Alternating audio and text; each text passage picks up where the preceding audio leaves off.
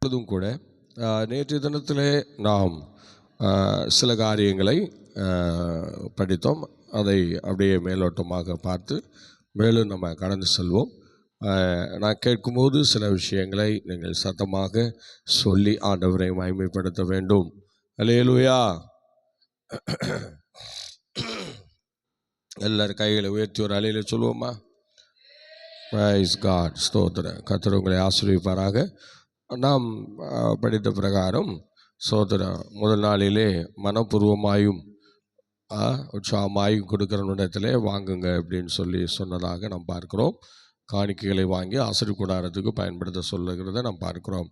2ஆம் நாளிலே நாம் என்ன செய்கிறோம்? ஆசீர்வாத கூடாரம் எந்தெந்த வடிவத்திலே கட்டி கட்டினார்கள், என்னெல்லாம் பண்ணாங்க அப்படின்னு சொல்லி அந்த விஷயத்தை பார்த்தோம். இப்பயும் நம்ம என்ன செய்வோம்? யாத்ராமத்தின் புஸ்தகம் 25ஆம் அதிகாரம் முதல் 40ஆம் அதிகாரம் வரை இந்த ஆசீர்வாத கூடாரத்தை பற்றி அநேக விஷயங்கள் சொல்லப்பட்டிருக்கிறது. அதை நாம் நன்றாக படித்திருக்கிறோம். அல்லேலூயா, அல்லேலூயா. ஸ்தோத்திரம். இப்பொழுது நம்ம ஆசீர்வாத கூடாரத்தை பற்றி சில விஷயங்களை நம்ம படித்தது போல மறுபடியும் நாம் சில காரியங்களை படிக்கலாம். இப்பொழுது ஸ்தோத்திரம். ஆசீர்வாத கூடாரம் எந்தெந்த நீளத்திலே இருக்கிறது என்றெல்லாம் படித்தோம் அல்லவா? அதை அப்படியே நம்ம என்ன செய்வோம்? கொண்டு வருவோம். பாருங்கள், ஆசீர்வாத கூடாரத்தினுடைய நீளம் ஸ்தோத்திரம் எத்தனை அடி சொல்லுங்க பார்க்கலாம்? எஸ், 150 அடி. ஸ்தோத்திரம். எல்லாம் சேர்ந்து சொல்லணும். தம்பிமார்கள் நீங்கள் எல்லாரும் சேர்ந்து சொல்லணும்.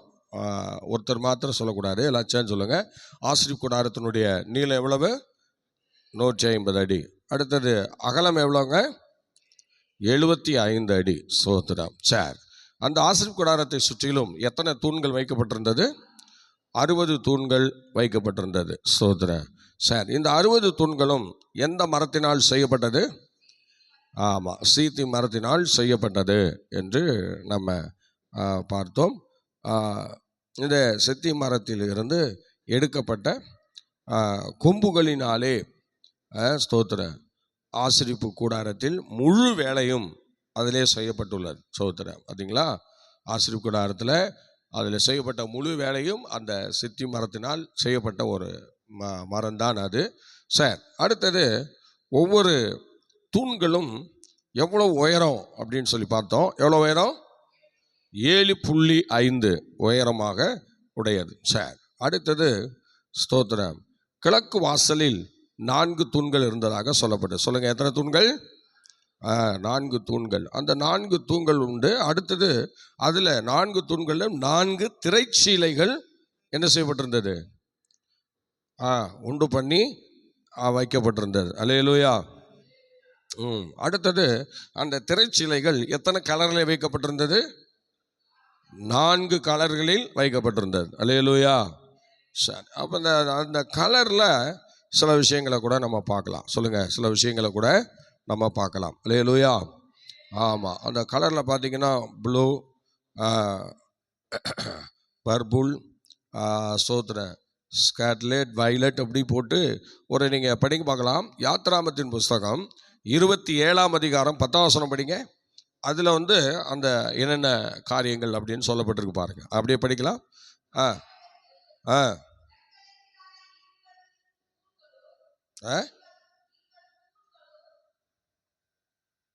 புரியல, நல்லா படிங்க.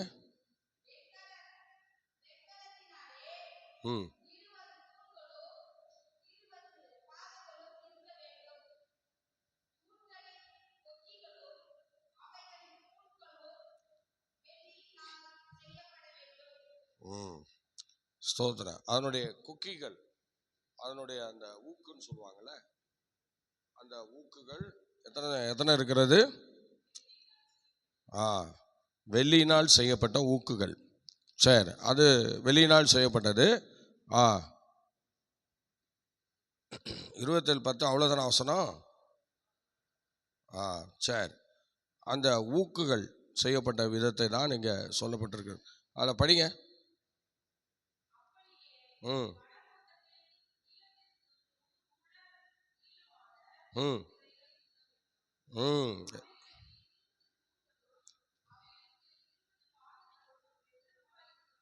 ம்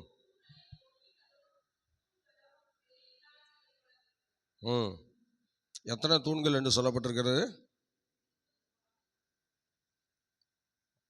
ஆனால் 20 தூண்களும்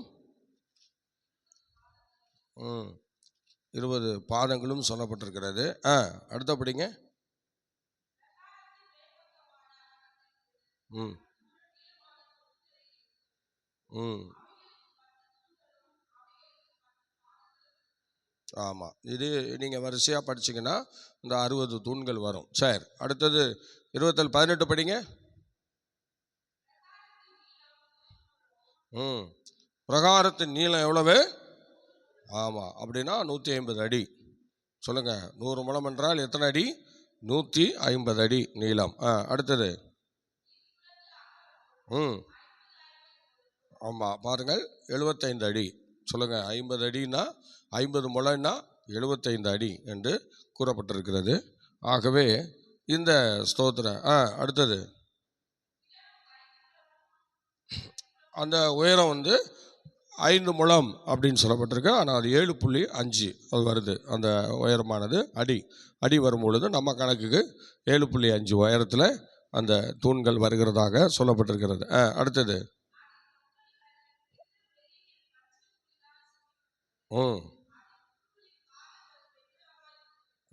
அந்த 60 தூண்கள், அந்த 60 தூண்களிலும் வெண்கல பாதங்கள் இணைக்கப்பட்டிருக்கிறதாக நம்ம படித்தோம். அதேமாரி அதில் வெண்கல பாதங்கள் வைத்திருக்கிறாங்க. சரி, நீங்கள் அதில் 32, 33 படிங்க. 32, 33 அந்த 26ஆம் அதிகாரம் 26ஆம் அதிகாரத்தில் 32, 33 படிங்களேன்.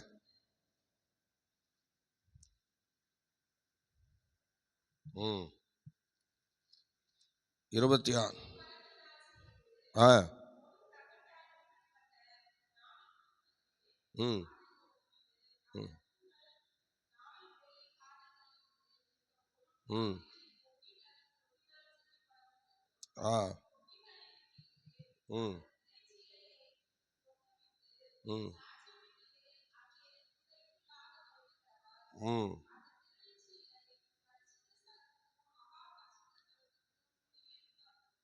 ஆமாம், இந்த சொல்லுங்க, பரிசுத்த ஸ்தலத்திற்கும் மகா பரிசுத்த ஸ்தலத்துக்கும் பிரிவை ஏற்படுத்தும். பலிபிடம் அதன் அகலம். இப்போ அடுத்தது பலிபிடம் நம்ம பார்த்தோம். பலிபிடம் அதன் அகலம் என்ன சொல்லப்பட்டிருக்கு பாருங்க. பலிபிட அகலம் எவ்வளவு? சொல்லுங்க, நம்ம படித்தோமே. நம்ம எவ்வளோ அடி படித்தோம்? 7.5 அடி. ஸ்தோத்திரம். பலிபிடம் அகலம் படித்தோம். சொல்லுங்க, எத்தனை அடி? 7.5 அடி படித்தோம். அதே போல் நீளமும் 7.5 அடி. அகலம் நீளம் 7.5 அடி 7.5 அடி என்று பார்த்தோம். அடுத்தது உயரமானது 4 அடின்னு பார்த்தோம். சொல்லுங்கள், உயரம் எவ்வளவு? 4 அடி. அதில் 4 கொம்புகள் இருக்கும் என்று பார்த்தோம். 4 கொம்புகள் இருக்கும். 4 மூலையிலும் 4 கொம்புகள்.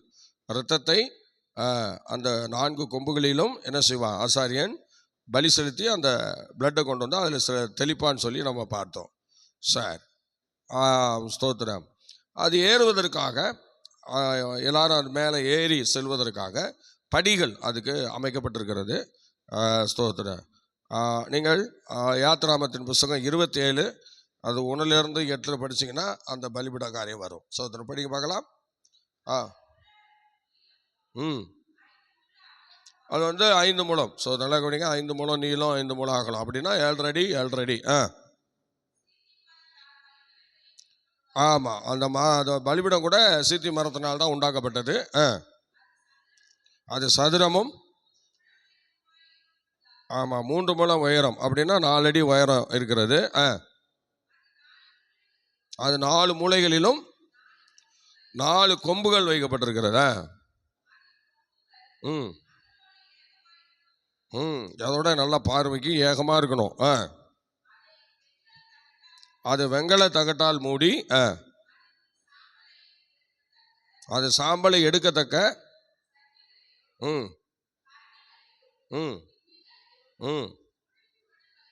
என்னென்ன சொல்றாரு பாருங்க. அந்த சாம்பலை எடுக்கிறதுக்கு, அந்த வரவு கட்டைகள் எல்லாம் எடுக்கிறதுக்கு, கறியெல்லாம் எடுக்கிறதுக்கு என்னென்ன உபயோகப்படுத்தப்படுகிறது பாருங்க. அந்த பலிபிடத்துக்கு என்னென்ன உபயோகப்படுத்தப்பட? திரும்ப படிங்க. அதை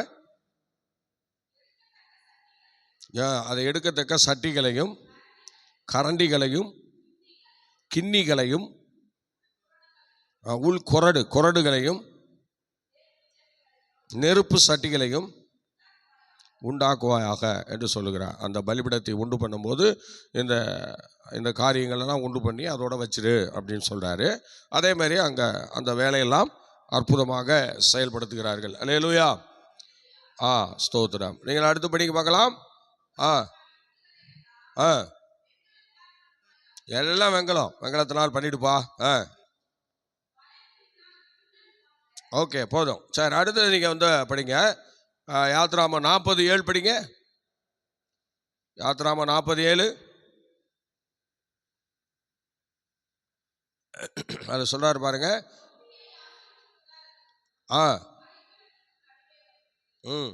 தொட்டியை வந்து எங்கே வைக்கணும்? என்ன தொட்டி? கைகளையும் கால்களையும் கழுவக்கூடிய தொட்டியை என்ன பண்ணணும்? எங்கே வைக்கணும்? ஆசரிப்பு கூடாரத்துக்கும் பலிபீடத்திற்கும் எங்கே வைக்கணும்? நடுவே வைங்க அப்படின்னு சொல்கிறார். சரி, பலிபீடத்திற்கும் ஆசரிப்பு கூடாரத்துக்கும் இடையில நீங்கள் அந்த தொட்டியை ஏற்படுத்துங்க அப்படின்னு சொல்கிறாரு. அதே மாதிரி அவங்க வந்து தொட்டியை ஏற்படுத்துகிறாங்க. ஸ்தோத்திரம். பார்த்தீங்களா, அந்த பலிபீடத்துக்கும் ஆசரிப்பு கூடாரம் அந்த என்ட்ரன்ஸ் முனை அதுக்கு முன்னாடியே தொட்டியை வச்சிட சொல்கிறாங்க. ஏன்னா வந்து பாதங்கள் விட்டு உள்ளே வர்றதுக்கு கைகளையும் கால்களையும் கழுவிட்டு தான் என்ன செய்யணும்? அது உள்ளே எல்லாரும் வரணும். ஸ்தோத்திரம். அதனால் அப்படி ஒரு காரியத்தை செய்வதற்காக அவர்கள் அந்த தொட்டியை செய்ய சொல்கிறாங்க. சரி, அதில் 30 32 32 படிங்களேன்.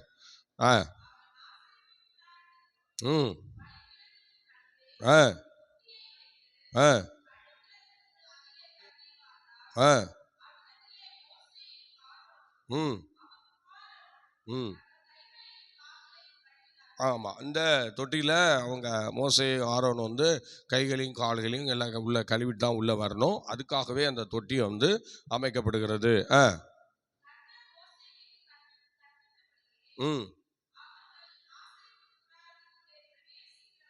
பிரவேசிக்கிற போதும் சேருகிற போதும் அந்த கைகளையும் கால்களையும் கழுவிக் கொள்வார்கள்.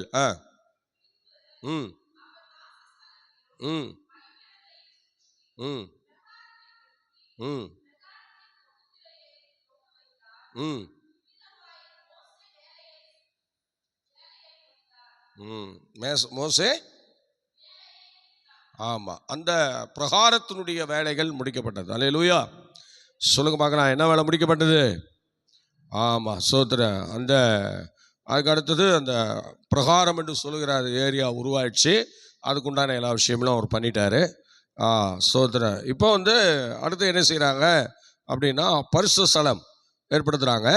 அதில் பரிசுத்த ஸ்தலம் ஏற்படுத்தும் போது தான் என்ன செய்கிறாங்க பாருங்க. பரிசுத்த ஸ்தலம் உள்ளே 15 அடி.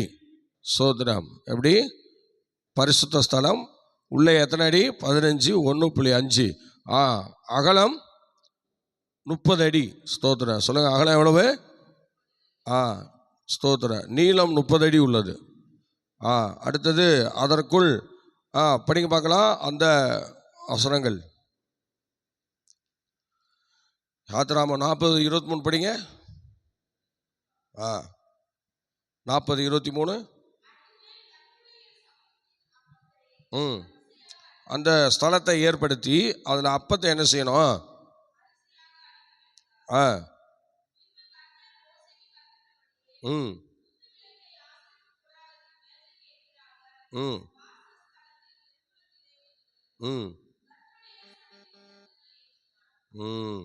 ஸ்தோத்திரம்.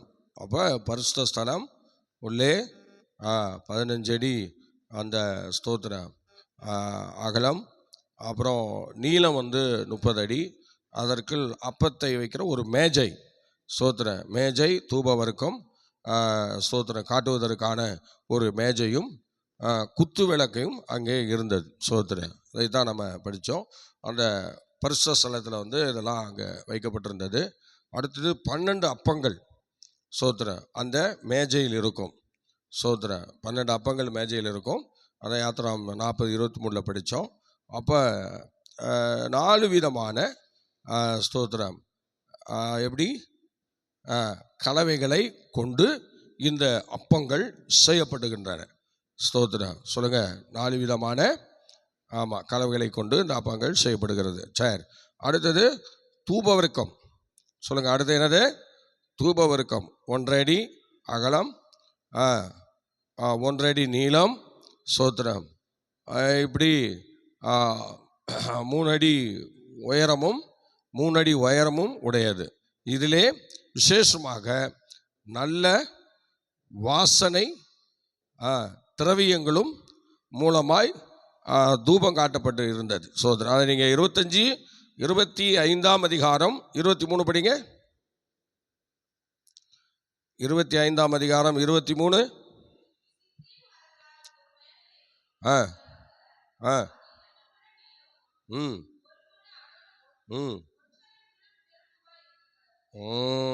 சரிங்களா?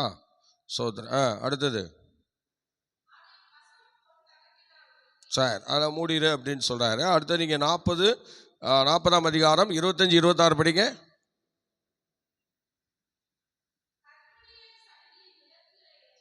ம் ம் ம் ம்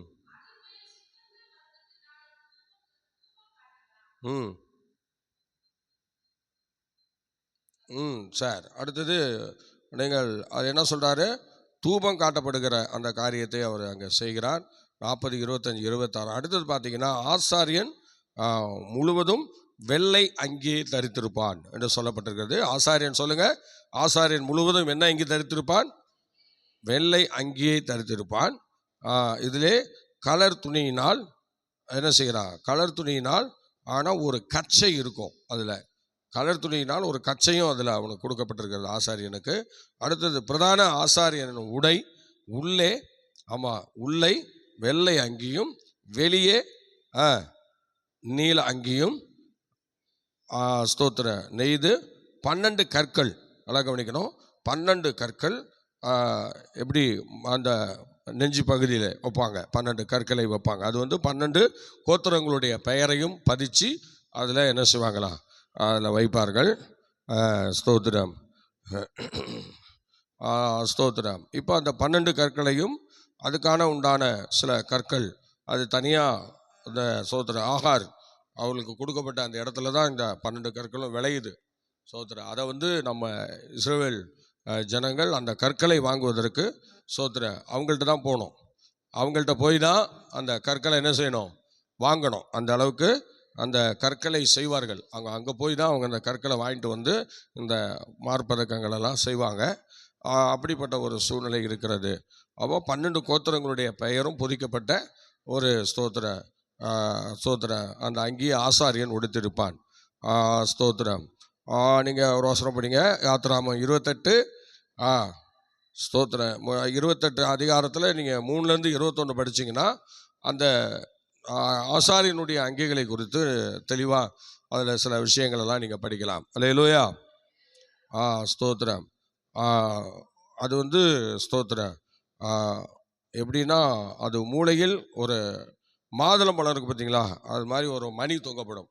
அந்த ட்ரெஸ்ஸு மனையில் மாதுளம்பழம் போல் மணிகள் தொங்கப்படும். தொங்க விட்டு அதுக்கப்புறம் ஸ்தோத்திரம் ஒரு கயிர்களும் உண்டாக்கப்பட்டு ஆசாரியன் உள்ளே வந்து ஆராதனை செய்ய போவான் என்று நம்ம ஏற்கனவே படித்திருக்கிறோம். நீங்கள் அடுத்தது நீங்கள் ஒரு வசனம் படிங்க. 26, 34 படிங்க. 26, 34. மகா பரிசுத்த ஸ்தலத்திலே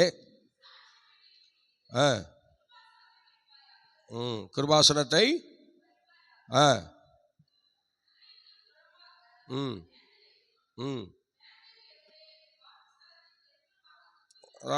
அந்த இடத்துல வந்து உடன்படிக்கை பெட்டியை வைப்பாயாக என்றெல்லாம் சொல்லப்படுகிறது. சரி, ஓகே. நீங்கள் அடுத்து நீங்கள் படிக்க பார்க்கலாம். யாத்திராமம் 25, 10, 18 படிங்க. அதில் மகா பிரதான ஆசாரியர் வந்து வருஷத்துக்கு ஒரு முறை தான் என்ன செய்யணும், போகணும். அது வந்து யாத்திராமம் 40, 10 இருக்குது. படிக்க பார்க்கலாம். யாத்திராமம் 40, 10. ம் ம் ம் ம் ம் ம் ம் ம்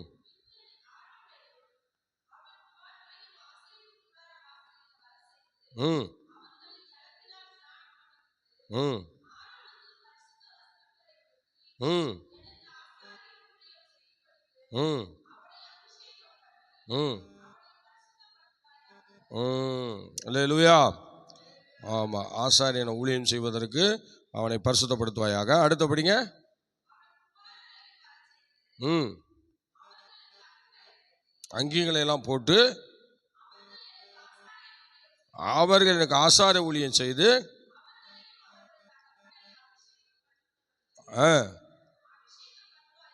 ம் ம்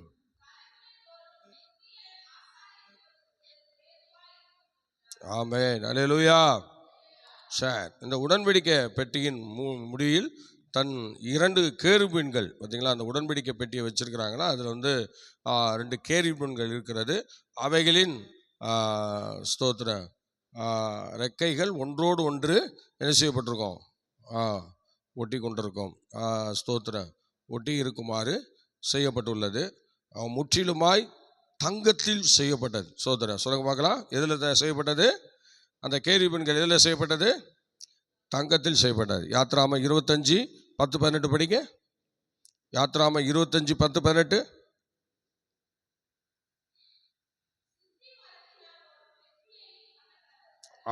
சித்தி மரத்தினால் ஒரு பெட்டியை பண்ணக்கடவர்கள் 2.5 முழமும் 1.5 முழமும்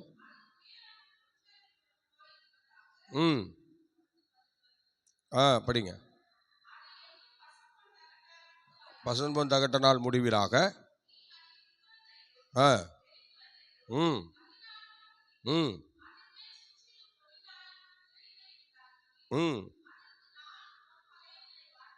ம் ம் ம் ம் ம் ம் ம் ம்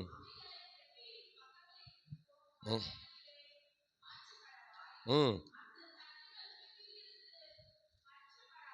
ம் ம்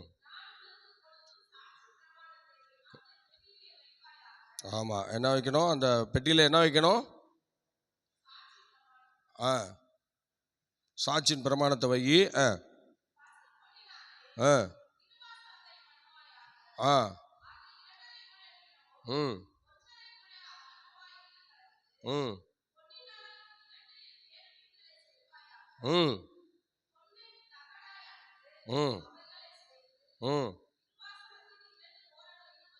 ம் வச்சுரு. சரி, இப்போ இந்த உடன்படிக்கை பெட்டியில் என்ன இருக்குது அப்படின்னு பார்த்தா, அந்த உடன்படிக்கை பெட்டியை செஞ்சு வைக்க சொல்கிறாரா? அதில் என்னென்ன இருக்குது அப்படின்னு பார்த்தீங்கன்னா, நீங்கள் எபிரேயர் நிருபம் 9ஆம் அதிகாரம் 4ஆம் வசனம் படிங்க பார்க்கலாம். எபிரேயர் நிருபம் 9ஆம் அதிகாரம் 4ஆம் வசனம் படிங்க. 3லேருந்து படிங்க. 3லேருந்து படிங்க. 3லேருந்து படிங்க. 2ஆம் திரைக்குள்ளே மகா பரிசுத்த ஸ்தானம் என்னப்பட்ட கூடாரம் இருந்தது. 2வது பகுதியில் அதிலே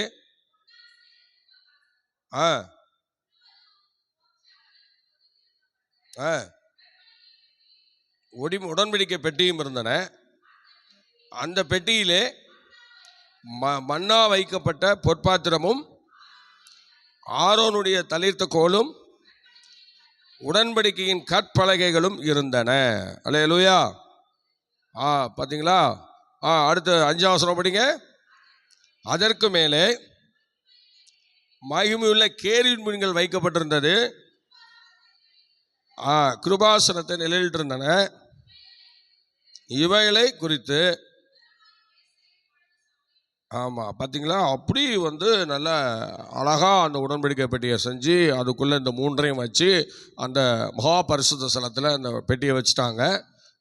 ஸ்தோத்திரம். பார்த்தீங்களா, இந்த ஆசரிப்பு கூடாரம் இப்பொழுது இஸ்ரவேலில் நல்லா கவனிங்க, திம்னா பார்க். நல்லா கவனிக்கணும்.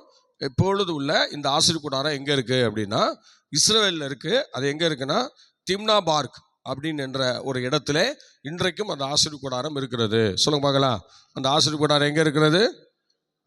Timna park. சொல்லுங்க பார்க்கலாம். திம்னா பார்க்கிலே இந்த அருமையான வாசஸ்தலம் அல்லது இந்த மகாபரிசஸ்தலம், பரிசஸ்தலம், பிரகாரம் கொண்ட இந்த பொருட்கள் எல்லாம் கொண்ட இந்த செய்யப்பட்ட சித்தி மரத்தினால் செய்யப்பட்ட எல்லா பொருட்களோடு இன்றைக்கும் அந்த ஆசரிப்பு கூடாரம் திம்னா பார்க் என்கிற இடத்துல அந்த ஆசரிப்பு கூடாரம் இன்றைக்கும் இருக்கிறதாக சோத்திரம் சுற்றுலா பயணிகளும் முக்கியஸ்தர்களும் போய் என்ன செய்கிறாங்க, பார்த்துட்டு வந்திருக்கிறாங்க. அந்த ஆசரிப்பு கூடாரம் இன்றைக்கும் இருக்கிறது. என்னதான் யுத்தங்கள் வந்து அழிக்கப்பட்டாலும் அதை பண்ணாலும் இதை பண்ணாலும் ஆசரிப்பு கூடாரம் என்று சொல்லுகிற அந்த இடம் இன்றைக்கும் அப்படியே தான் இருக்கிறது. அந்த ஆசரிப்பு கூடாரத்தில் சிலவற்றை இன்னும் அந்த இடத்துல வைத்திருக்கிறார்கள். அல்லேலூயா. ஆமாம், மோசேயினுடைய பிரயாசங்கள் நிறைந்த அந்த ஆசரிப்பு கூடாரம் இன்றைக்கும் இருக்கிறது. ஆரோனுடைய காரியங்கள், ஆசாரியர்கள் முதலாவது ஆசாரிய ஊழியத்தை துவங்கின ஒரு ஊழியம் ஆசரிப்பு கூடாரத்தில் தான். அந்த ஆசரிப்பு கூடாரத்தை ஆண்டவர் இன்றைக்கும் திம்னா பார்க் என்கிற இடத்துல ஸ்தோத்திரம் அந்த பார்க்கில் அந்த இடம் இருக்கிறது.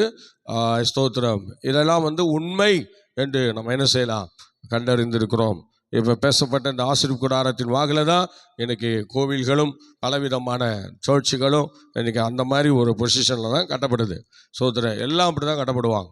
சோத்திரம் இதில் வந்து சோத்திர தேவன் நியமித்த அந்த பிரமாணமாக அந்த ஆசரிப்பு கூடாரம் இருக்கிறது. அதை வந்து இன்றைக்கி எல்லாருமே அதை வந்து நம்புகிறார்கள். அகில மதத்தில் உள்ளவர்களும் அந்த கோவில்களை நிறவும் போது, சபைகளை நிறவும் போது அவர்கள் அந்த காரியங்களை அப்படி தான் செய்கிறாங்க. சோதரன் அதே மாதிரி தான் பண்ணுறாங்க. சோதரன் அல்லேலூயா. அதுக்கு சில மூளை காரணங்கள்லாம் சொல்கிறாங்க. அந்த மூளை காரணம்லாம் யார்கிட்டன்னு வந்ததுன்னா தேவன்கிட்ட தான் வந்தது. தேவன் மோசைக்கு சொன்னது தான், வேறு யாருக்குள்ள. தேவன் மோசைக்கு சொன்ன அந்த விஷயத்தை தான் அவர் அப்படியே செய்தார். அல்லேலூயா. சோத்திரம். நீங்கள் அதே நீங்கள் இப்போ நீங்கள் பார்க்கலாம் 40ஆம் அதிகாரம் ஸ்தோத்திர யாத்ராமத்தின் புஸ்தகம் 40ஆம் அதிகாரத்தை எடுக்க பார்க்கலாம். அதில் என்ன சொல்கிறாரு பாருங்கள். 40ஆம் அதிகாரத்திலே ஆண்டவர் மோசேயை விதமாக சொல்ல அந்த காரியங்களை செய்யும்போது அவர் என்ன செய்தார் என்று சொல்லப்பட்டிருக்கு பாருங்கள். 40ஆம் அதிகாரம் கடைசி 2 வசனம் படிங்க பார்க்கலாம்.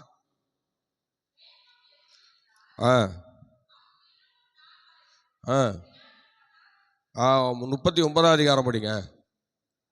39ஆம் அதிகாரம் கடைசி 2 வசனம் 42, 43. கர்த்தர் மோசேக்கு கற்பித்தபடியெல்லாம் இஸ்ரவேல் புத்திரர் சகல வேலைகளையும் செய்தார்கள். மோசே அந்த வேலைகளை எல்லாம் பார்த்தான். கர்த்தர் கற்பித்தபடியே அதை செய்திருந்தார்கள். மோசே அவர்களை ஆசீர்வதித்தான். சோத்திரம். ஆண்டவர் மோசேட்ட சொல்கிறாரு. மோசே வந்து ஜனங்கள்கிட்ட சொல்லி அந்த வேலையை செய்ய முடிக்கிறார். செய்து முடித்த பிறகு மோசே போய் அந்த வேலையெல்லாம் பார்க்குறாரு. என்னென்ன வேலையெல்லாம் கரெக்டாக நடந்திருக்கு அப்படின்னு சொல்லி பார்க்குறாங்க. அப்படி பார்க்கும்போது எல்லாம் கரெக்டாக இருக்குது. ஆண்டவர் சொன்னது போலவே மோசே எல்லாத்தையும் கரெக்டாக சொல்லி செஞ்சிட்டார். அதனால் எல்லாம் கரெக்டாக இருந்ததுனால உடனே மோசே பாருங்கள் அவங்க மேலே கைகளை வைத்து ஆசீர்வதிக்க ஆரம்பிச்சிட்டார். அருமையான தேவ பிள்ளைகளே, இன்றைக்கும் நீங்கள் வந்து எந்த ஒரு விஷயத்தை செஞ்சாலும் மற்றவங்க நம்ம பார்த்து, நம்ம நடத்தி பாருங்க நம்ம பார்த்து ஆசீர்வதிக்கிற நிலைமையில் நம்ம ஒவ்வொரு விஷயத்தையும் இந்த பூமியில் செய்யணும். சோதரன் செய்கிறோமா? யோசிச்சு பாருங்கள். இப்போ நம்ம ஆண்டவர் கிருபையினால் இந்த கால வேளையிலே இத்தனை பேர் வந்து உட்காந்துருக்கோம். ஆண்டவர் வந்து 1 மணி நேரம் உட்காந்து தேவனை நம்ம ஆராதிக்கிறத சோதரன் என்ன செய்கிறார்? தேவனும் பார்க்கிறார், மோசையும் பார்க்குறோம், நாங்களும் பார்க்குறோம். அப்போ பார்க்குற நாங்கள் உங்களை என்ன செய்கிறோம்? மனமாற வாழ்த்துறோம். அதே சமயத்தில் தேராதவர்கள் எத்தனை பேர், வந்தவங்களும் வராதவங்களும் அப்படி வரிசையாக எத்தனை பேர் என்ன செய்கிறாங்க? தங்களுடைய இஷ்டம் போல வாழ்கிறார்கள், இருக்கிறார்கள். வந்தவர்கள் கூட பிசாசு பலவீனங்களை கொடுத்து உட்கார வச்சுட்டான், தட்டி உட்கார வச்சுட்டான். நீங்களாம் போவேண்டா, போனதெல்லாம் போதும் என்று சொல்லி உட்கார வச்சு இப்போ அவங்கள சீராட்டிகிட்டு இருக்கான். அவங்க உடனே தாளாட்டப்படுகிறார்கள். யாரால? சாத்தானால. சோதரன். இப்போ ஜபங்கள் எதுவும் இல்லாமல் அப்படி ஜாலியாக 7, 6:30, 7 மணி வரைக்கும் தூங்குற மாதிரி ஆளாக தூங்கிட்டு இருக்கான். ஒரு அலையிலே சொல்லுவோமா? ஆமாம். சோதரன். இதெல்லாம் வந்து தேவனுக்கு விரோதமான செயல்களில் செய்கிறாங்க. அதனால் இன்றைக்கி பார்த்தீங்களா, மோசே அவங்கள பார்த்து ஆசீர்வதிச்சார். அது மாதிரி இன்னைக்கு தேவன் நம்மை ஆசீர்வதிக்கணும். அதுக்கு உண்டான விஷயங்களை நம்ம செய்யணுமே தவிர, அதனால் தேவ சமூகத்தை அலட்சியம் பண்ணக்கூடாது. அவன் திருவசனத்தையும் அலட்சியம் பண்ணக்கூடாது. வசனத்தை நல்லா கேட்கணும், வசனத்தை நல்லா எழுதணும், வசனத்தை நல்லா மனப்பாடம் பண்ணணும், நிறைய விஷயங்களை தெரிஞ்சுக்கணும். ஆகவே இன்றைக்கி ஆசீர்வாத கூடாரத்தினுடைய ஒரு ஸ்தோத்திர மேலோட்டமான எப்படியெல்லாம் படைக்கப்பட்டு உண்டாக்கப்பட்டது செஞ்சாங்க அப்படின்னு சொல்லி சில விஷயங்களை நம்ம படிச்சிட்டோம்.